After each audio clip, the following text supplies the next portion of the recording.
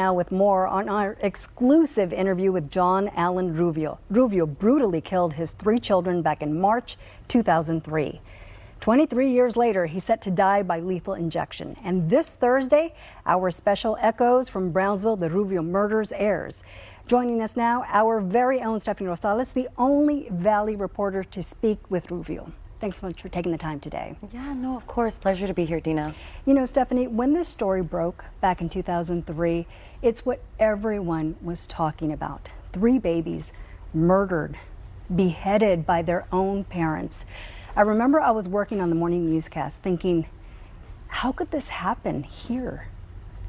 And then especially when you heard that their bodies were found in plastic trash bags. Like many, we were in shock, in disbelief. And as I mentioned, you spoke to John Allen Rubio. Is he sorry? Is he remorseful? And I did ask John Allen Rubio this, do you feel remorse for what you did? And he answered back and said, yes, I do. That he loved his children, that he took care of his children, and he still misses them, and he still thinks about them every day to this day.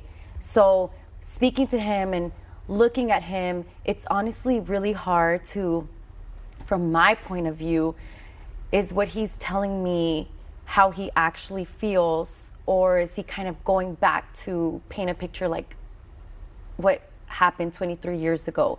Is this the real John that he's giving me, or is he giving me something that he wants to hear? So it was really hard for me to know what it was that he was giving me, but he did tell me he did feel remorseful. So you sat down with him after 23 years, after all this time.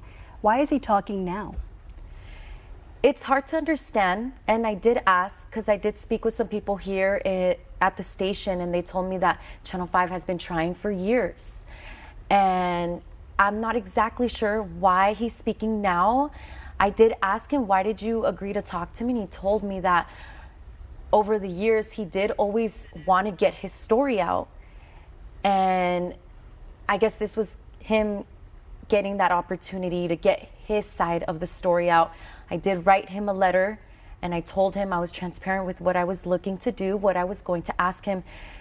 Maybe that encouraged him a little bit, but whatever it was, you know, we got that 1-hour interview with him, and, you know, we just detailed the case, what happened, and how he felt about it. And putting together this special must have been difficult. How have you been able to process everything?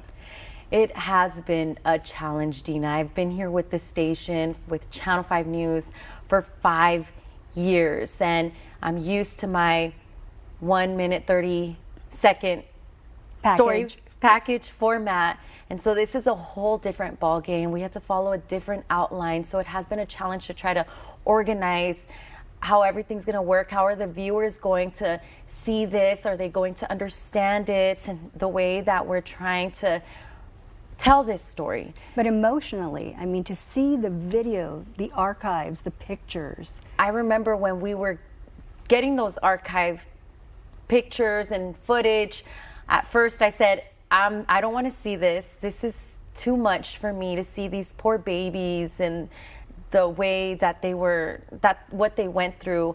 And thankfully, since, you know, we're trying to keep it somewhat family friendly, a lot of that footage didn't make it onto this documentary, but still, even hearing back to what the investigators described, what happened, that is difficult. It's so hard, especially when you see the photos of these children, you know, their names pop up and you just hear what happened. And that's what makes it really challenging, knowing what they went through, especially what the investigators described, and seeing their faces. You can just see that they really did go through a traumatic experience. This Thursday, our special airs. Echoes from Brownsville, the Rubio murders, right after the 10 p.m. newscast. Why is it important to tell this story all these years later?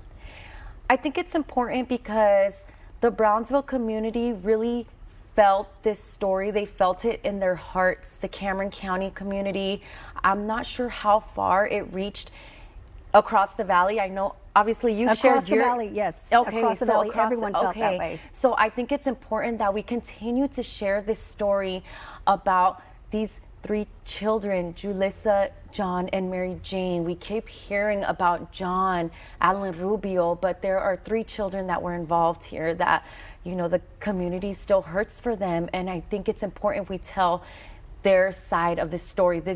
A big part of this story is these 3 children, and I really want to be able to get their story across. Yeah, that is very important. Well, we thank you so much for joining us tonight. We're looking forward to seeing that special, your documentary.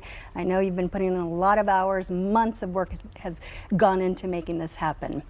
And again, Echoes from Brownsville, the Rubio Murders, airs this Thursday at 10:30 without commercials. We'll be right back.